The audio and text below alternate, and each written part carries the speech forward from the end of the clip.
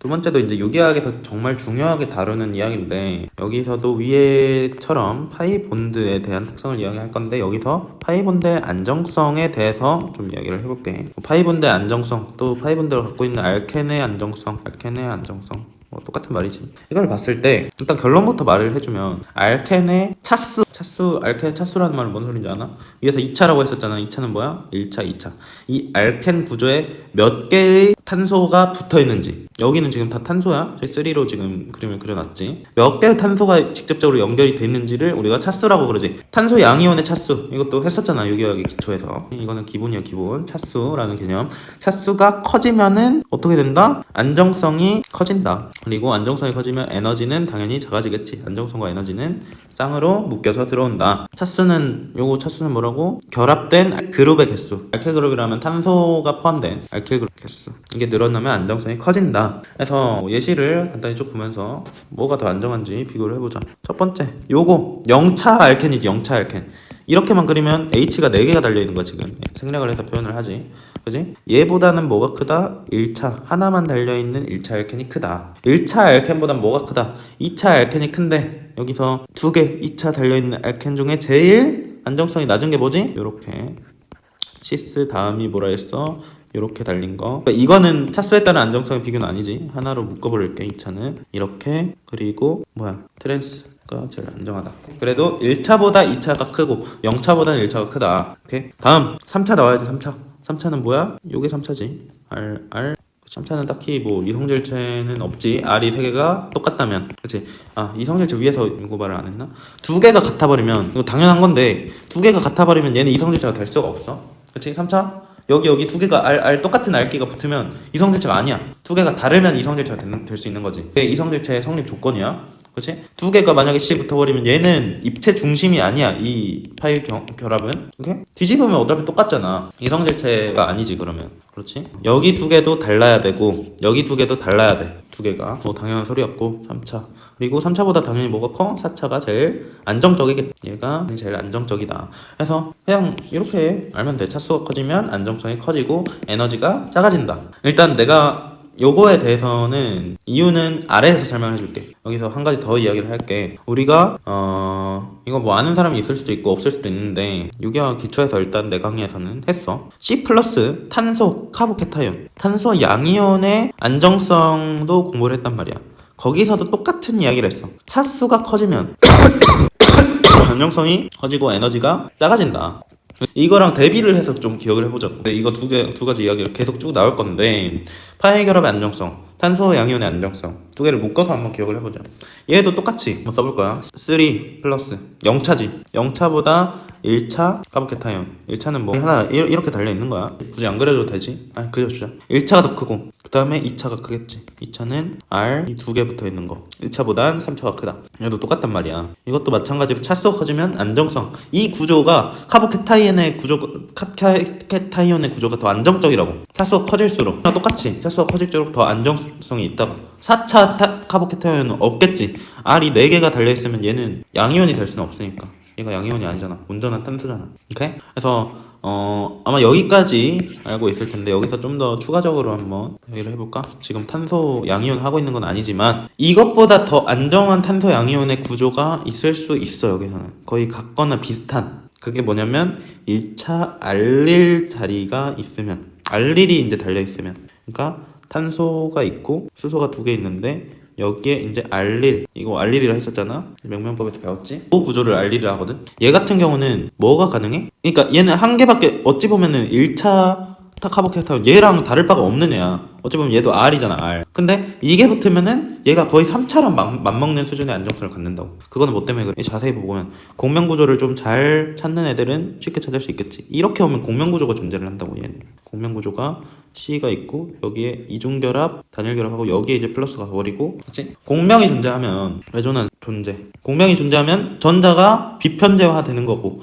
전자가 비편재화 되면 뭐야? 무조건 안정성이 커진다. 그지? 전자 비편되고, 그러면 비편제가 되면 안정성 커지고 에너지가 작아진다. 이건 기본이지. 이것도 말해줘야 되나? 왜 저 비편제가 되면 안정성이 커지고 에너지가 줄어드나? 여기에서 이제 작용하는 논리가 뭐야? 여기서 설명해 줄 수 있는 논리가 E는 8ml 제곱분의 n제곱 h제곱. 수도 없이 한 이야기야 사실. 일반화학에서도 이야기를 했었고 6위에서도 우리가 공명구조 하면서 또 이야기를 했었고, 이게 지금 어디서 나온 숫자? 양자역학에서 1차원 상자 속에 입자가 있을 때, 어떤 입자가 있을 때 얘가 갖는 에너지, 어떤 미시적 입자가 어떤 L, 길이가 L이라는 공간 안에 있을 때 얘의 에너지를 표현한 식이란 말이야. 그러면 그 입자를 전자라고 생각을 해도 똑같은 식이 표현이 되겠지. 물론 여기서는 1차원은 아니지만 차원이 확정돼도 형태는 똑같아.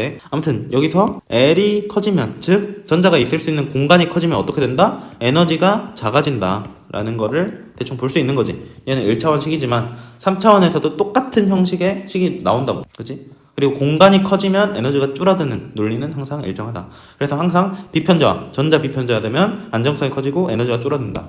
이걸 머릿속에 이미지 트레이닝을 잘 시켜줘야 돼. 그래서 1차 알릴, 1차짜리가 3차랑 맞먹는 이유는 뭐다? 공명구조가 존재하기 때문에, 공명구조가 존재를 하니까 맞먹을 수가 있다라는 거.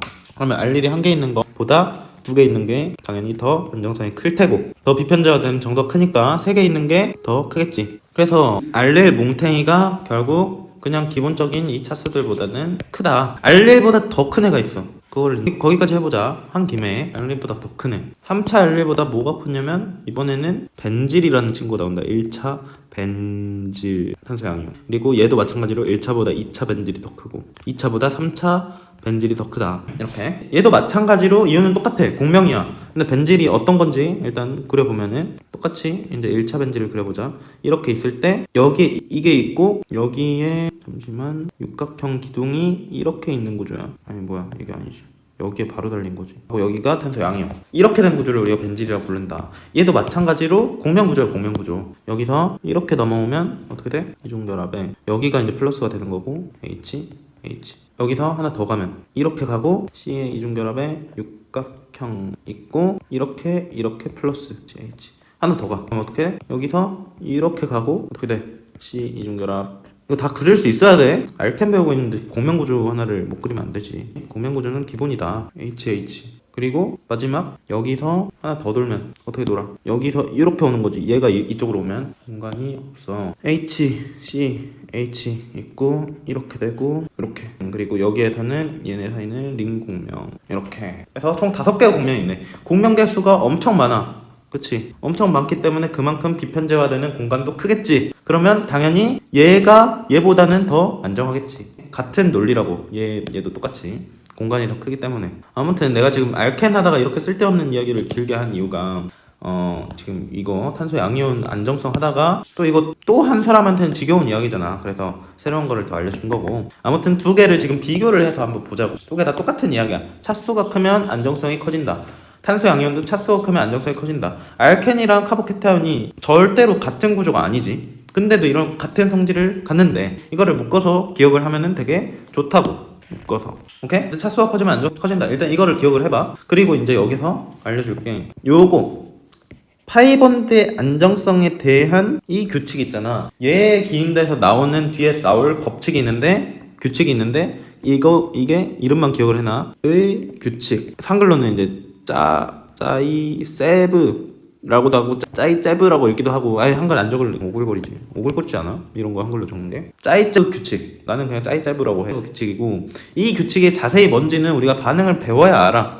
근데 다음 강의 알켄의 제법에서 바로 나올 규칙인데, 그리고 또는 우리가 알킬 할라이드 배우고 온 사람들은 이거에 대해서 좀 알아야 되고, 그치? 결국에는 차수가 높은 알켄을 생성을 한다는 거야. 여러 경쟁 반응이 있을 때 차수 높은, 여기서 자세히 몰라도 돼. 이거는 차수 높은 알켄이 생성이 더 잘 된다. 그리고 아래 거에 대응되는 규칙, 탄소 양이온의 안정성에 대응되는 규칙이 마르코브 니코브, 한글로 마르코브 니코브야. 이 사람이 만들어낸 규칙이 있지. 마르코브 니코브 규칙. 오케이? 이거는 차수가 많은 쪽으로 결합이 생긴다는 건데, 근본적인 원인은 뭐냐면 탄소 양이온의 안정성이라고. 결국에는 이거를 설명하는 규칙이 마르코브 니코브 규칙이고, 이제 나중에 이거를 반응의 결과적으로 설명한 규칙이긴 해. 그래도 근본적인 이유는 탄소의 안정성이라고. 탄소 카보케타이온 안정성. 이게 뭔지는 뒤에서 다시 한번 배울 거야. 걱정하지 마. 몰라도 돼. 일단 언급만 하고 보는 거니까 언급을 하면 훨씬 뒤에서 받아들이기가 쉽단 말이지. 파이본드 안정성보다 규칙. 카보케타이온 탄소 양이온 안정성보다 마르코브-니코프 규칙. 딱 이 정도만 매칭을 해놓자고 지금. 그럼 뒤에서 훨씬 편하니까. 오케이? 이거를 딱 비교를 해서 알아두면 이게 또 쏙쏙 잘 되고 외우기도 쉽지. 그래서 일단 딱 이렇게 결과값을 내가 정리를 해줬다. 오케이?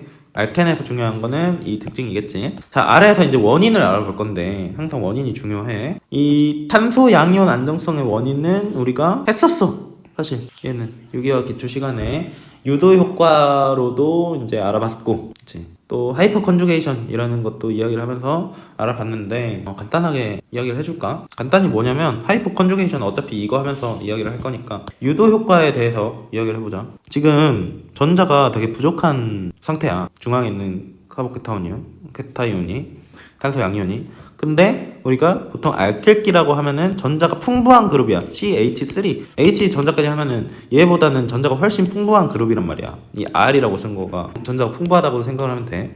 오케이? 이 풍부한 그룹이 얘한테 카보케타이온한테 그 풍부한 전자 밀도를 어느 정도 제공을 해줄 수가 있다는 거야. 그러니까 풍부한 얘들이 많이 붙어 있을수록 이 지금 플러스라서 엄청 불안정하단 말이야. 탄소 양이온은 애초에 이거 자체가 안정성을 따지고는 있지만 되게 불안정한 구조야. 오케이? 탄소가 플러스를 갖는다는 게 얼마나 불안정한데. 그래서 주위에서 전자 밀도를 많이 해줄수록 더 안정하다는 게 유도 효과에 대한 설명이야. 오케이? 그리고 하이퍼 컨주게이션에 대해서는 얘랑 이제 같이 한번 해볼게. 그래서 내가 아래에서 지금 이야기할 거는 요거에 대한 이유를 설명을 해보자. 파이본드 안정성의 이유. 원인. 첫 번째 원인. 파란색으로 붙이는 원인. 첫 번째 원인. 하이퍼 컨주게이션. 그치? 한글로는 하이퍼 컨주게이션이군요. 하이퍼 컨주게이션.